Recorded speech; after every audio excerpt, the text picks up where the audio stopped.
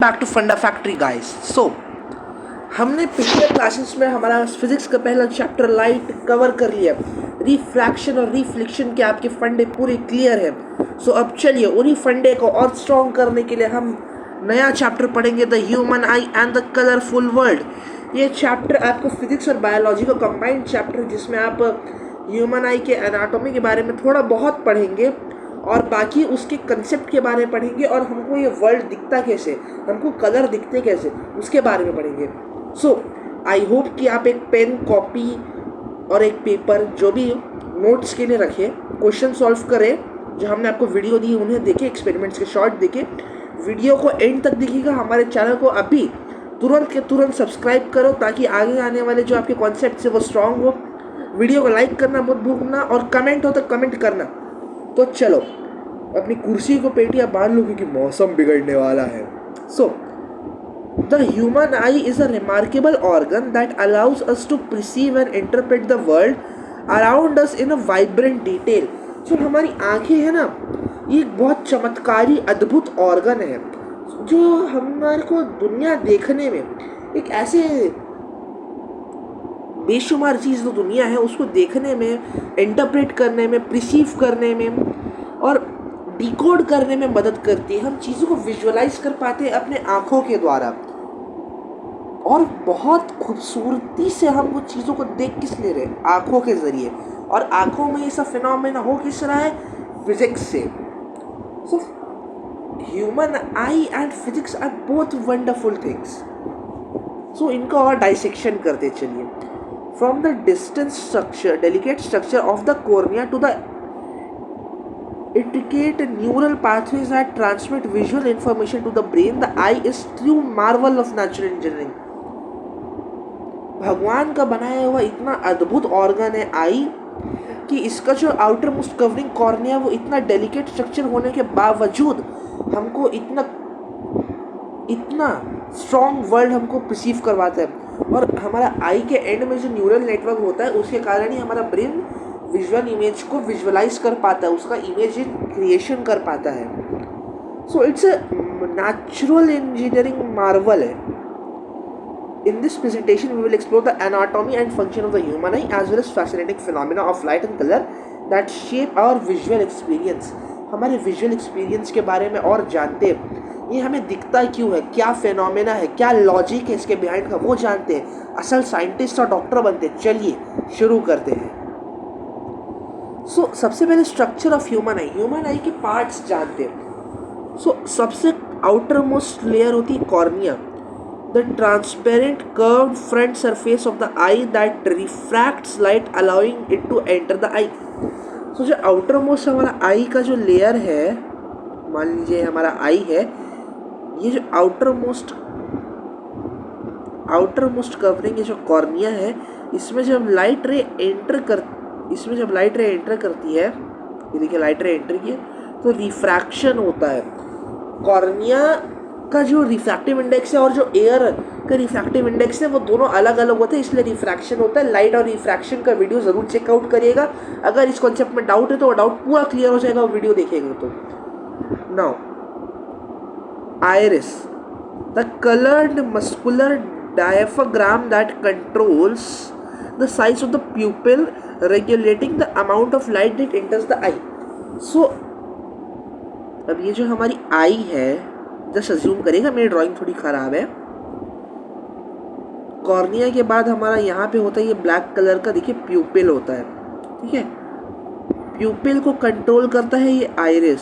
यहाँ पे मैं आइरिस को ऐसा स्ट्रक्चर ड्रॉ कर रहा हूँ। आइरिस जो मस्कुलर ऑर्गन होता है, ये प्यूपिल का साइज कंट्रोल करता है, मतलब प्यूपिल को छोटा बड़ा करता है।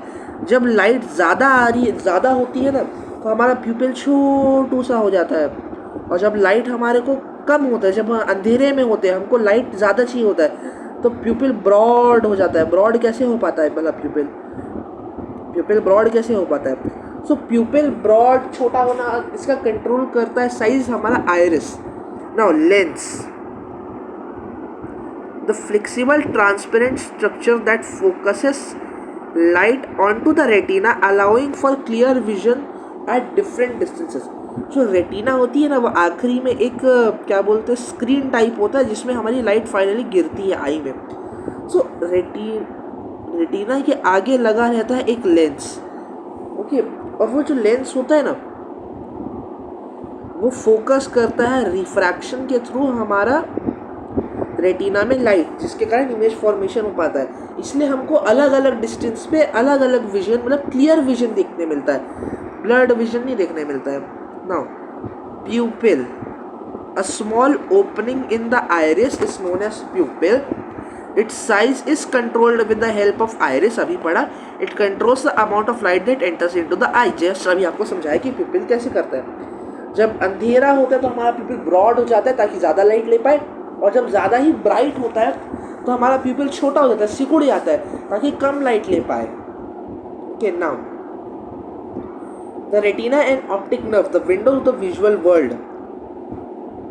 सबसे मेन खेल तो ये करते हैं, इनके बारे में जानते हैं। ये है the actual Marvel, the retina. The retina is a light sensitive layer at the back of the eye. It contains millions of photoreceptor cells that convert light into electrical signals, initiating the process of vision. जो retina होता है ना, ये देखिए ये आई का and है। मान लीजिए ये आई है पूरी, ये आई है, आई के एंड में जो स्क्रीन होती है, देखिए ये जो आई के एंड में ये जो स्क्रीन होती है ना, ये रेटिना होती है। इस रेटिना में ना ढेर सारे फोटो रिसेप्टर होते हैं, ढेर सारे फोटो रिसेप्टर होते हैं, ठीक है, ढेर सारे millions of photo receptor cells होते हैं जो लाइट को डिटेक्ट करते हैं, उसको इलेक्ट्रिकल सिग्नल में कन्वर्ट करते हैं, ताकि नर्व जो है, आपने इसे बायोलॉजी क्लास 9 में पढ़ा होगा कि नर्व इलेक्ट्रिकल सिग्नल्स को इम्पल्स को ट्रैवल कराता है from one end of the body to another. मतलब हमारे ब्रेन तक नर्व इम्पल्स इलेक्ट्रिकल सिग्नल्स जो हमारे फोटो रिसेप्टर्स कन्वर्ट करके दे रहे हैं, जो रेटिना में पड़ रहा है उसको लेके जाता है photo receptors. The retina is home to two types of photo receptors, rods and cones. Rods यानी रॉड शेप, ये देखिए रॉड शेप होता है, और कोन शेप ये होता है cone shape. Rod detect brightest and shades of grey, brightness and shades of grey, while cones are responsible for color of vision. जो रॉड सेल्स होते हैं ना, ये शेड्स ऑफ ग्रे को डिटेक्ट कर सकते हैं और ब्राइटनेस को, और जो हमारा कोन्स होता है ना, ये हमको कलर देता है। जो जिसको कलर ब्लाइंडनेस होता है ना, उसके कोन्स में कुछ मैल फंक्शन होता है, समझे। रॉड्स एंड कोन्स का आपको फंक्शन समझ आ गया हो तो वीडियो को लाइक करिएगा ज़रूर, ठीक है। The optic nerve. The optic nerve is the communication highway between the eye and the brain. It transmits the electrical signal from retina to the visual cortex, where the brain interprets the information and creates our visual perception. Optic nerve ना एक highway है, ये देखिए highway होता है ऐसा, मान ये हाईवे है, ये हाईवे का काम करता है ऑप्टिक नर्व। ऑप्टिक नर्व जो है ना, इलेक्ट्रिकल सिग्नल्स जो हमारे रॉड्स एंड कोन्स प्रोड्यूस कर रहे हैं, देखिए इलेक्ट्रिकल सिग्नल्स, इसको ट्रांसमिट करते हैं कहाँ तक, हमारे हेड तक।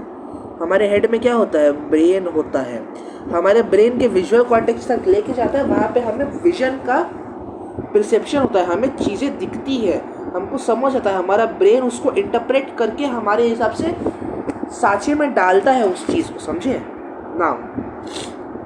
ह्यूमन हाइट का डायग्राम बहुत इंपॉर्टेंट है, हर साल सीबीएसई कुछ ना कुछ रिलेटेड क्वेश्चन तो इससे देता ही देता है, बहुत इंपॉर्टेंट है। 5 स्टार्स मार्क कर लीजिए। जीटीए खेला है कभी, जीटीए में 5 स्टार्स में आपके पीछे पुलिस पड़ी आती है, अगर इसको मार्क नहीं करोगे तो मैं तुम्हारे पीछे पड़ी आऊँगा, पुलिस से कम नहीं हूँ। तो इसी बात में वीडियो को सब्सक्राइब कर दो ना। ये हमारा आई है, अगर इसमें ध्यान से देखें, कॉर्निया यानी the most outer most covering जो होता है वो कॉर्निया होती है, ठीक है। आइरिस जो होता है ये प्यूपिल है हमारा, ये इसको दूसरे कलर से डिनोट कर देते हैं, रेड कलर से, वाइट कलर से कर देते हैं। प्यूपिल जो होता है हमारा, इसको कंट्रोल करती है आइरिस, देखिए ये आइरिस होती है। अब उसके जस्ट प्यूपिल के बाद होता है हमारा लेंस, मैं लेंस को येलो से डिनोट कर रहा हूँ, ये लेंस है। सबसे पहले लाइट एंटर, मान लीजिए येलो से लाइट एंटर करी, लाइट पहली बार रिफ्रैक्ट करेगी कॉर्निया में, कॉर्निया में रिफ्रैक्ट करके जाएगी हमारे प्यूपिल से जाएगी कॉन्वेक्स लेंस पे, ठीक है, लेंस होता है कॉन्वेक्स होता है, और कॉन्वेक्स लेंस से ये सीधा रिफ्रैक्ट होकर पहुंचेगी हमारे कॉर्निया तक, मैं कॉर्निया बोल रहा हूँ, हमारे रेटिना तक। रेटिना जो होता है, क्या होता है रेटिना एक चादर, मतलब एक पर्दा टाइप होता है जिसमें हमारा लाइट जो होता है वो पड़ता है। रेटिना में क्या होते हैं, फोटो रिसेप्टर्स क्या काम करते हैं, उसको चेंज करता है। चेंज किस में करता है, इलेक्ट्रिकल इम्पल्स में किस में जाते हैं, हाईवे में कौन सा, जो ब्रेन तक कनेक्ट करता है, और वो ब्रेन तक कनेक्ट करने वाले हाईवे को क्या बोलते हैं, ऑप्टिकल नर्व। ये आई का डायग्राम बहुत इंपॉर्टेंट है, इसको याद कर लीजिए, रट लीजिए, बार बार बना के प्रैक्टिस कर लीजिए, बहुत हलवा डायग्राम है ये। और एक राज की बात बताऊं, ये डायग्राम हम लोग के 2023 में एज अ 3 मार्क क्वेश्चन आया था, किसी ना किसी सेट में तो ये डायग्राम आता ही आता है। भले लेबलिंग पूछ लेगा आपसे, MCQ पूछ लेगा, केस बेस पूछ लेगा, बहुत ही इंपॉर्टेंट चीज़ है डायग्राम। स्टार मार्क कर लो, अभी भी बोल रहा हूँ, वीडियो को सब्सक्राइब करो ताकि और ऐसी इंपॉर्टेंट चीज़ें बताते रहे। भैया हम लोग अभी 10th पढ़ के निकले, हम लोग अभी इतना एक्सपीरियंस रख रहे हैं कि आप लोग हमसे जो पूछोगे आपको 10th में 90% से ऊपर दिलवा देंगे। हमारे साथ रहिएगा, हमारे साथ आखिरी तक जुड़े रहिएगा, पूरा आपको 10th अच्छे से क्लियर करवा के देंगे, टेंशन नहीं। ह्यूमन आई का डायग्राम रिवीजन दोबारा कर दो। सबसे पहले लाइट एंटर किस में थी, कॉर्निया में क्या होता है, रिफ्रैक्शन हो गया, क्या होता है, जाता है प्यूपिल में एंटर होता है। प्यूपिल क्या होता है, एक प्रोजेक्शन होता है, प्रोजेक्शन यानी लाइट का एंटर कितना होता है वो कंट्रोल करता है। आइरिस क्या है, आइरिस एक मस्कुलर ऑर्गन है, प्यूपिल का साइज कंट्रोल करता है। फिर लाइट एंटर करती है लेंस पे, लेंस क्या होता है, लेंस रिफ्रैक्शन करता है, रिफ्रैक्शन करके क्या करता है, कॉर्निया पे लाइट भेजता है, रिफ्रैक्शन करके कॉर्निया में लाइट भेजता है, कॉर्निया बोल रहा हूँ, सॉरी अगेन, हमारे रेटिना में लाइट भेजता है। रेटिना क्या होता है, एक पर्दा होता है। पर्दा क्या होता है, थिएटर में देखियो, थिएटर में पर्दा लगा रहता है, पर्दे से प्रोजेक्शन से लाइट आती है, फिर पर्दे में इमेज बनती है। सेम चीज़, लाइट पड़ती है रेटिना पे, रेटिना इज अ पर्दा। रेटिना में होते हैं फोटो रिसेप्टर सेल्स जो कन्वर्ट करते हैं लाइट को एक एनर्जी में, इम्पल्स में। इम्पल्स फिर जो ट्रैवल करती है वो हमारी ऑप्टिक नर्व से ब्रेन तक, ब्रेन हमारा उसको करता है विजुअली इंटरप्रेट, हमको इमेज दिखती है हमारे हिसाब से। नाउ अब आई के मैकेनिज्म पे अगर हम ध्यान दें तो light enters the eye through the cornea which refracts it to pass through the pupil. जो चीज़ मैंने आपको बताई, lens focuses, the lens then focuses the light adjusting its shapes to create a clear image on the retina. Lens अपने आप को adjust करता है, अगर इमेज दूर, मतलब ऑब्जेक्ट दूर है तो उसके हिसाब से, ऑब्जेक्ट पास है तो उसके हिसाब से लाइट को बेंड करता है, लाइट को बेंड करके इस हिसाब से बेंड करता है। परफेक्शन इस कदर होती है कि वो सीधा रेटिना पे गिरता है। और रेटिना में क्या होता है, retina converts the light into electrical signals through help of what, photoreceptor cells which are rods and cones, which are then transmitted to brain for interpreting as a visual image. Very simple process. Now power of accommodation of the eye, बहुत ही important topic है, इसको तो 6 star कर लो, जो 6 stars कर लो। पिछले साल boards of 2023 में 3 मार्क का क्वेश्चन आया था, सेट बी में, मेरा सेट बी था, 3 मार्क का question, what is power of accommodation, explain it with the help of a diagram. So power of accommodation क्या होता है, power of accommodation is the ability of the eye lens to focus at nearby as well as objects which are distant by adjusting its focal length. So power of accommodation एक दिव्य शक्ति है जो हमारे आई के lens को प्रदान की गई है भगवान के द्वारा, जिसमें हमारा लेंस अपने आप को रीमॉडल कर सकता है, रीएडजस्ट कर सकता है बाय इंक्रीजिंग और decreasing its focal length to create the perfect image at retina. It's a marvellous creation. For viewing nearby objects the eye lens becomes thick and for viewing distance object the eye lens becomes thin. भैया दूर का object देखना है, दूर का object देखना है तो आई लेंस पतला हो जाता है. अगर दूर का ऑब्जेक्ट देखना है तो आई लेंस मोटा हो जाता है. क्यों? दूर का ऑब्जेक्ट देखना है, दूर का ऑब्जेक्ट देखना है तो आई लेंस पतला क्यों होता है? क्योंकि लाइट हमको शार्प चाहिए, फोकस चाहिए. फोकस के लिए आई लेंस पतला होकर रिफ्रैक्शन करता है. और पास का ऑब्जेक्ट से लाइट ज़्यादा आ रही है, हमको उतना फोकस नहीं करना है, मोटा हो जाता है आई लेंस, ताकि लाइट को वो अपने हिसाब से एडजस्ट कर सके, रिफ्रैक्ट कर सके। लीस्ट डिस्टेंस और डिस्टिंक्ट विजन ऑफ आई और near point of the eye. Near point of the eye, ये 3 मार्क का केस स्टडी आराम से बन सकता है। आपको पता है नियर पॉइंट, फार पॉइंट और पावर ऑफ अकोमोडेशन, तीनों का डेफिनेशन पूछ दिया, डायग्राम पूछ दिया, कुछ भी घुमा के दे सकता है। बहुत इंपॉर्टेंट चीज़ है। Near point of the eye, distinct vision और least distance is the minimum distance at which objects can be seen most distinctly without strain and is 25 centimetre from a normal line। Nataraj का scale आता है ना, उसमें देखना 25 centimetre जो distance होगा ना आपका, 25 सेंटीमीटर, वहाँ पर आपका मिनिमम डिस्टेंस। 25 सेंटीमीटर के बाद जो चीज़ होती है ना, मान लीजिए 15 सेंटीमीटर या 10 सेंटीमीटर पे ऑब्जेक्ट खड़ा कर दो तो हमें उतना क्लियरली नहीं दिखेगा जितना हमें 25 सेंटीमीटर में दिखेगा। 25 centimetre is the minimum distance at which our eye can form a clear cut sharp image. Now far point is the farthest point up to which the eye can see objects clearly and it's infinity for a new normal eye. भैया हमारी आंखें जो है ना, वो अनंत तक देख सकती है क्लियरली। हमारा कोई फार पॉइंट नहीं है, हम एंड तक देख सकते हैं, एंड ऑफ द वर्ल्ड तक देख सकते हैं क्लियरली। इतना शार्प विजन नहीं है हमारा, थोड़ा ब्लर हो जाता है क्योंकि हर एक की आई नॉर्मल नहीं होती है।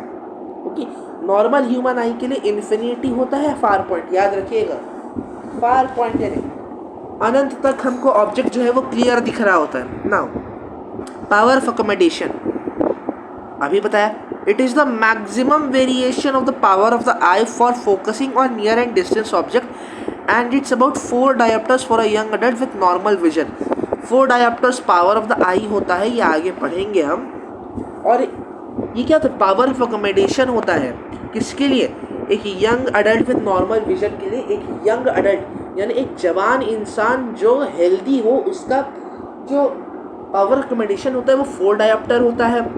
उसका जो लीस्ट विजन, डिस्टिंक्ट विजन या नियर पॉइंट, तीनों एक ही चीज़ होता है, घुमा के दे सकता है, कंफ्यूज नहीं होना, 25 सेंटीमीटर होता है।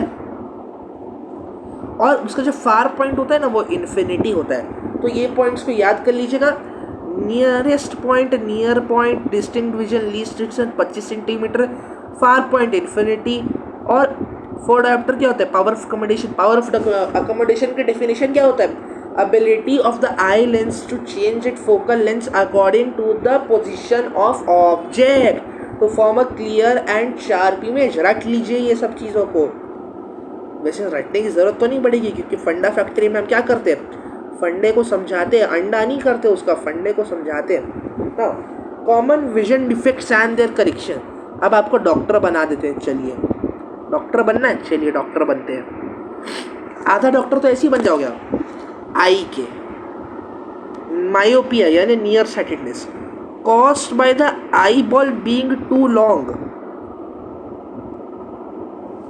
causing light to focus in front of the retina corrected with concave lens।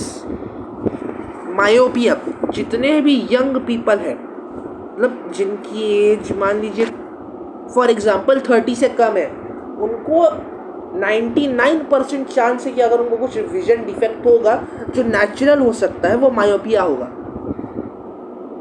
Myopia क्या होता है, मायोपिया यानी कि नियर साइटेडनेस। नियर साइटेडनेस यानी आपको दूर का जो होता है ना,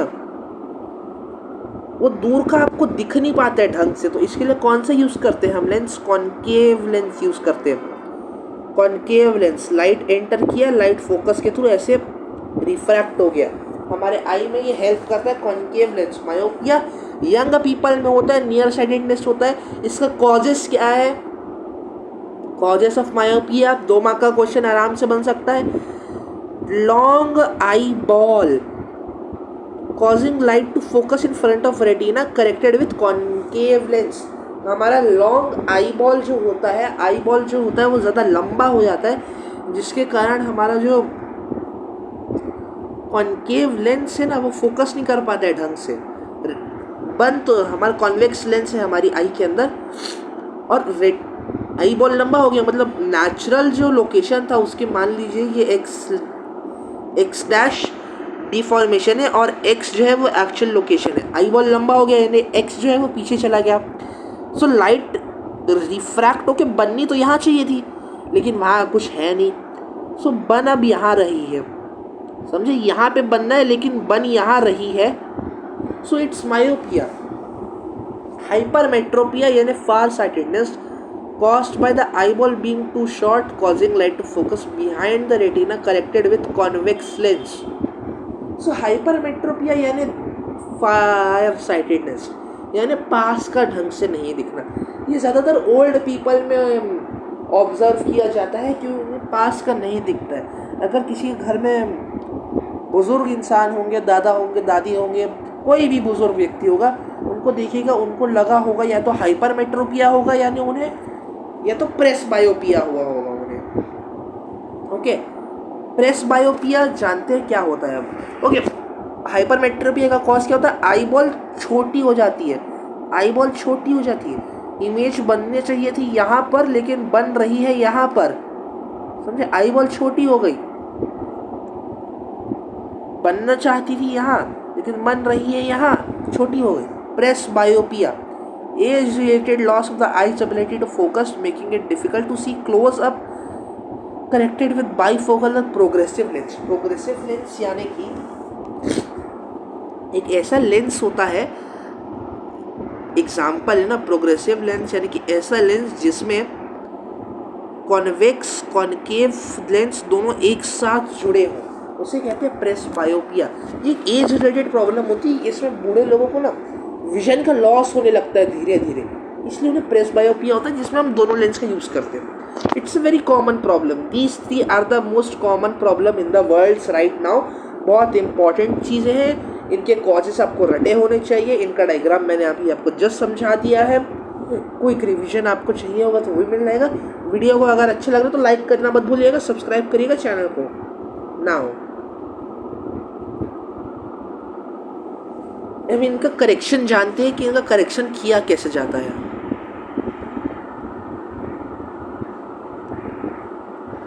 correcting common vision defects, myopia, nearsightedness.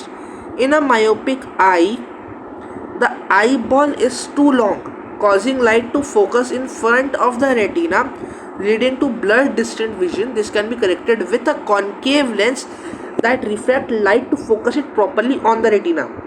So हमारा जो मायोपिया होता है ना, उसका करेक्शन किया जाता है कॉनकेव लेंस से, ताकि वो हमारी आई को लाइट को रिफ्रैक्ट करे हमारी आई पे गिरने के लिए, प्रॉपरली हमारे आई पे गिरने के लिए इसका यूज़ किया जाता है। Now hypermetropia, far sightedness. Hypermetropia is caused by a shorter eyeball resulting in light focusing behind the retina making close up vision blurry. Convex lens are used to correct this, refracting light to focus on the retina. इसका correction होता है convex lens से। Convex lens से ये आई है, देखिए ऐसे focus कर देता है ये। सो मायोपिया का कॉनकेव, हाइपरमेट्रोपिया कॉन्वेक्स क्या करते हैं? रिफ्रैक्ट करते हैं लाइट को उसके एक्चुअल पोजीशन पे, ताकि लाइट अपने ओरिजिनल पाथवे को फॉलो करे और अपने ओरिजिनल जगह पे इमेज फॉर्मेशन करे। इसका डायग्राम देख लीजिए, डायग्राम के सहित क्वेश्चन पूछता है, जनरली तो वैसे ही पूछा जाता है। ओके, मायोपिया देखिए, रेस फ्रॉम डिस्टेंट ऑब्जेक्ट आ रहा है, ये पहले था।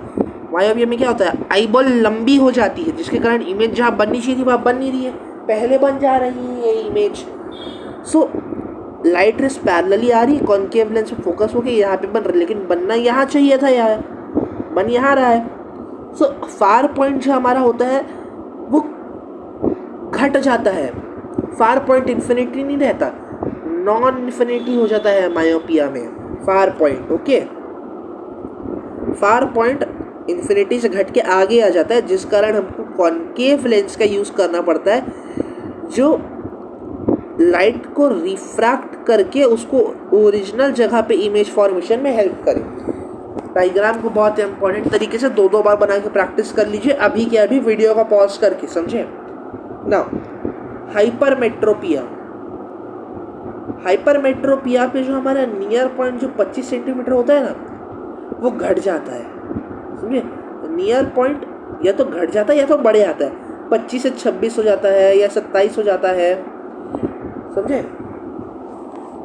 सो near point of the normal eye एन रहता है, लेकिन हो के बढ़ के वो जो हो जाता है एन डैश, जिसके कारण हमारा जो ऑब्जेक्ट है ना, देखिए लाइट रिफ्रैक्शन होता है। और लाइट जो आईबॉल छोटी भी हो सकती है, आईबॉल छोटी हो सकती है, देखिए आईबॉल छोटी हो गई, इमेज पीछे बन रही है आईबॉल के, बननी यहाँ चाहिए थी, बन यहाँ रही है, जैसा मैंने बताया था। सो हमने यूज़ किया कॉन्वेक्स लेंस। कॉन्वेक्स लेंस ने फोकस किया आई को, देखिए अब वो ओरिजिनल जगह में बनाने में हेल्प कर रहा है हमारा कॉन्वेक्स लेंस। नियर पॉइंट इसमें बड़े आ रहा है, इसमें इन्फिनिटी नॉन हो जा रहा है, समझे। डायग्राम बहुत इंपॉर्टेंट है, स्टार मार्क कर लीजिए। Now next topic, refraction of light. Light enters prism. When light passes from an air into prism, it bends or refracts at the boundary due to the change in light of speed of light. Now light disperses. As light passes through the prism, it separates into its component color, creating a spectrum. ये मान लीजिए एक prism है, prism में हो रही है light enter, so light refract होगी, बेंड हो गई, फिर बेंड होने के बाद ना उसका डिस्पर्जन हो रहा है, ओके, लाइट का डिस्पर्जन हो रहा है,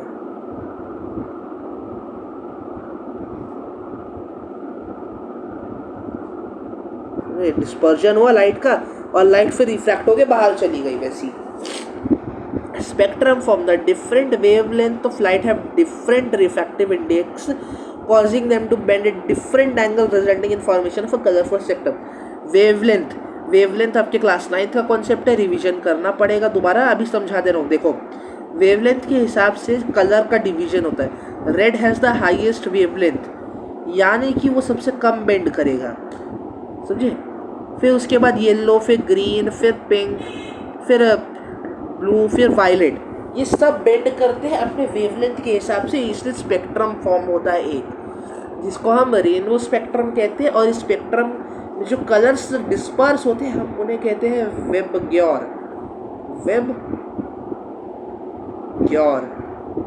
वेबग्योर है ना, violet, blue, indigo, green, yellow, orange, red, this is VIBGYOR.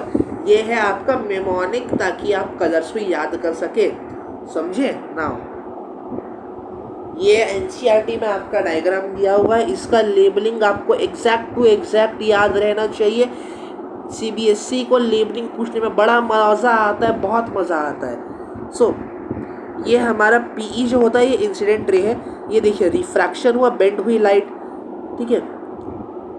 EF जो है वो रिफ्रैक्टेड रे है। अब एफएस जो है वो इमर्जेंट रे है। यहाँ पे हमने बनाया नॉर्मल, लाइट जानी चाहिए थी ऐसे, लेकिन चली गई कैसे, ऐसे,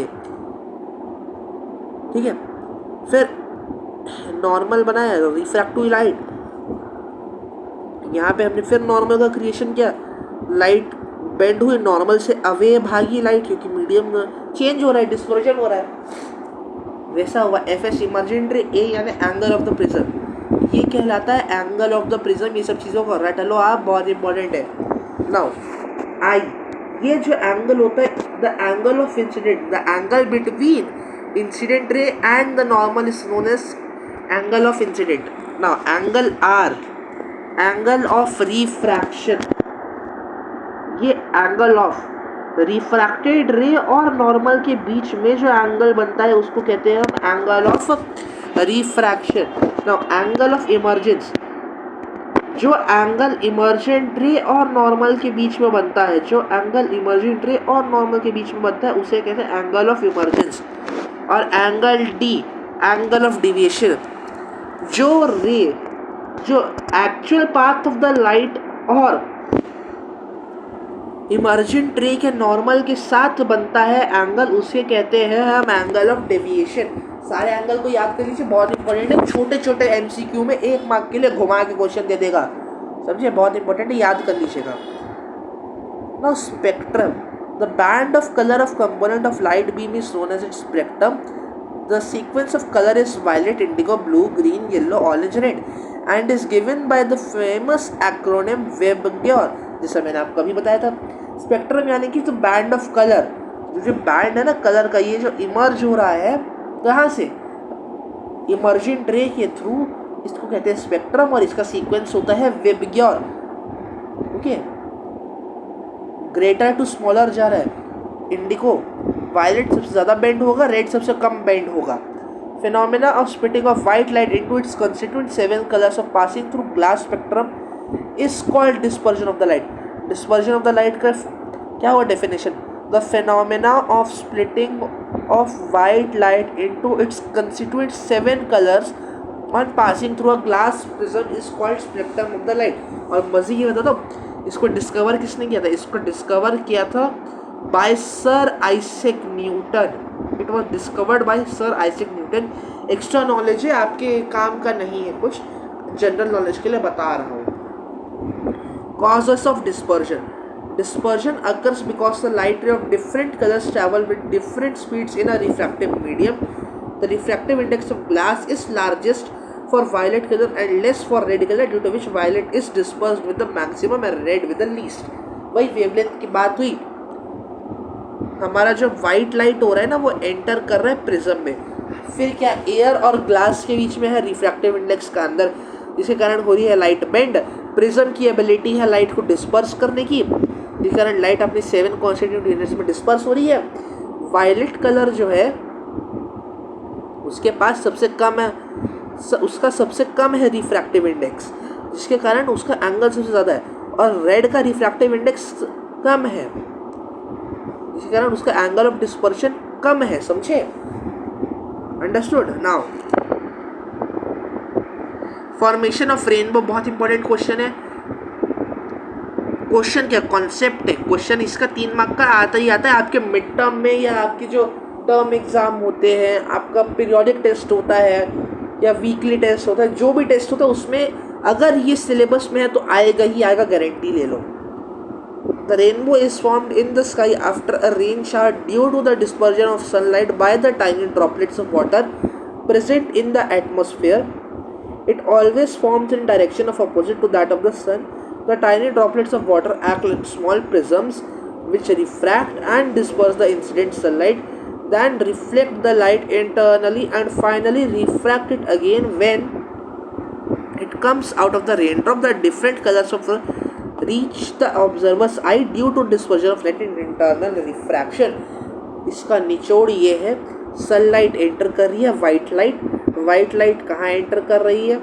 वाइट लाइट एंटर कर रही है हमारे रेनड्रॉप के अंदर, रेनड्रॉप में हो रहा है रिफ्रैक्शन, फिर हो रहा है डिस्पर्जन क्योंकि रेनड्रॉप इज अ प्रिज्म काम कर रहा है, फिर हो रहा है टोटल इंटरनल रिफ्लेक्शन, अंदर ही अंदर वो चीज़ें रिफ्लेक्ट हो रही है, और फिर हो रहा है रिफ्रैक्शन। हमारा ह्यूमन आई यहाँ पर है, ये ह्यूमन आई है, ह्यूमन आई में हमें दिख रहा है रेनबो, ये हमेशा ऑपोजिट टू सन बनेगा। सनलाइट रेनड्रॉप में एंटर हो रही है, रिफ्रैक्ट हो रही है, डिस्पर्स हो रही है, टोटल इंटरनल रिफ्लेक्शन हो रहा है, फिर रिफ्रैक्ट होकर हमारी आंखों में गिर रही है। समझे रेनबो का कॉन्सेप्ट? रेनबो जादू नहीं है, जादू, rainbow is science, rainbow is physics. समझे? मैजिक को पता है, मैजिक को अगर एक्सप्लेनेशन दे दो ना तो उसे साइंस कहते हैं, और रेनबो का एक्सप्लेनेशन दे दे तो इसे साइंस कहेंगे, साइंस में फिजिक्स कहेंगे। नाउ रेनबो फॉर्मेशन समझ के 3 मार्क्स आपके पक्के हो गए, गुड जॉब। एटमॉस्फेरिक रिफ्रैक्शन बहुत छोटा सा कॉन्सेप्ट है, and scattering. Atmospheric refraction the bending of light as it passes through the earth's atmosphere causing effects like twinkling of stars, advanced sunrises and delayed sunsettes। Twinkling of stars के लिए atmosphere में भैया class 6 में पढ़े हो ना, atmosphere की 7 से 8 लेयर्स होती हैं, उन लेयर्स का अलग अलग रिफ्रैक्टिव इंडेक्स होता है, जिसके कारण लाइट आई बेंड हुई, लाइट आई बेंड हुई, लाइट आई बेंड हुई, लाइट आई बेंड हुई, लाइट आई बेंड हुई, लाइट आई बेंड हुई, आखिरी में आपकी आंखों तक पहुंचती है लाइट बेंड हो के। तो इतना बेंड होने के कारण जो वहाँ पे तारा है भैया वो तो टिमटिमाता हुआ लगेगा ही लगेगा ना, क्योंकि उसका लाइट आके बेंड हो रहा है इतना। समझे? इसके कारण और भी फिनोमेना होते हैं, जैसे सन सेट और सन रे हमें डिले दिखता है और जल्दी दिखता है। समझे? एडवांस सनराइज है, सन अभी होराइजन में पहुंचा नहीं, हमको उससे पहले उसकी किरण पहुंच गई, हमारे लिए सनराइज हो गया। अभी सन डूबा नहीं है, हमारे लिए सूरज की किरणें गायब हो गई तो सन सेट हो गया, लेकिन सूरज की पोजीशन अभी गायब नहीं हुई है, पोजीशन उसकी वही है, लेकिन लाइट बेंड होने के कारण हमको दिख नहीं रहा है, scattering of light. The interaction between light and molecules in the atmosphere resulting in the sky blue color and the reddish hues of sunrise and sunset. So सबसे ज़्यादा कलर क्या है हमारे एटमॉस्फेयर में? हमारे एटमॉस्फेयर में कलर है blue. Blue किस कारण वर्ष? अब ये मत बोल देना कि ओशन 70% ऑफ द अर्थ है तो उसके कारण है, ऐसा कुछ नहीं है। सबसे ज़्यादा किसका वेवलेंथ होता है? ब्लू कलर का, वायलेट कलर का, जिसके कारण लाइट क्या होती है? सबसे ज़्यादा बेंड होती है। सबसे ज़्यादा बेंड होने के कारण सबसे ज़्यादा अबंडेंट क्या होगा? ब्लू कलर ही तो होगा ना, समझे? साइंस है, साइंस ना। इसके कारण हमारा स्काई का कलर ब्लू दिखता है। और जब सनराइज एक एंगल पे बेंड होती है सनराइज और सनसेट में, तो सबसे कम क्या होता है? Wavelength, red. इसके कारण स्काई क्या दिखता है हमें? रेड, समझे? तो इसका मतलब सन है हमारा वाइट कलर का है। हमारा एटमॉस्फेयर रिफ्रैक्शन कर रहे, डिस्पर्जन कर रहे, जिसके कारण हमें अलग अलग कलर स्पेक्ट्रम का स्काई दिख रहा है, समझे? सन जो तुम येलो ड्रॉ करते हो ना, वैसा है नहीं, सन वाइट है, white. Now Tyndall effect, the scattering of light by colloidal particles which is responsible of the visibility of beams of light in the atmosphere and the blue appearance of the sky. Tyndall effect class 9th का concept है। Solution में particles है, particles क्या कर रहे हैं? Light को scatter कर रहे हैं। स्कैटर करने से हो क्या रहा है? लाइट का पाथ विजिबल हो जा रहा है, जिसके कारण क्या हो रहा है? ब्लू स्काई का फॉर्मेशन हो रहा है, blue colour of the sky. Just अभी समझाया था। As the size of scatter is much smaller than the wavelength of the light of smaller wavelength is scattered the most. अभी यही कॉन्सेप्ट बताया। If the earth had no atmosphere, the sky would appear black. Atmosphere नहीं होगा, सन की white rise जो होंगी वो refract नहीं होंगी, जिसके कारण हमें जो क्या दिखेगा? स्पेस दिखेगा डायरेक्ट। स्पेस दिखने से क्या होगा? ब्लैक, अंधेरा छा जाएगा, समझे? In the day and day time has no colour of sunlight would be scattered then, समझे? Now colourful world around us, ज़्यादा इंपॉर्टेंट कॉन्सेप्ट नहीं, छोटे छोटे कॉन्सेप्ट है। जस्ट अभी डिस्पर्जन ऑफ लाइट आपको समझा दिया, रेन स्टॉर्म का कॉन्सेप्ट हो गया, spectrum we see in the sky after a rain storm, rainbow का dispersion of light, selective absorption, different materials and subsurfaces absorb and reflect different wavelengths of light giving them their unique color that we perceive. हर एक surface light का अलग अलग wavelength absorb करके reflect करता है, जिसके कारण हम उनका कलर जो है वो परसीव हो पाता है। Additive and subtractive colour mixing, ये टॉपिक डिलीट हो चुका है, इसको पढ़ने की कोई जरूरत नहीं, ये डिलीट हो चुका है टॉपिक। ओके, नाउ कंक्लूजन हमारे आज के लेक्चर का।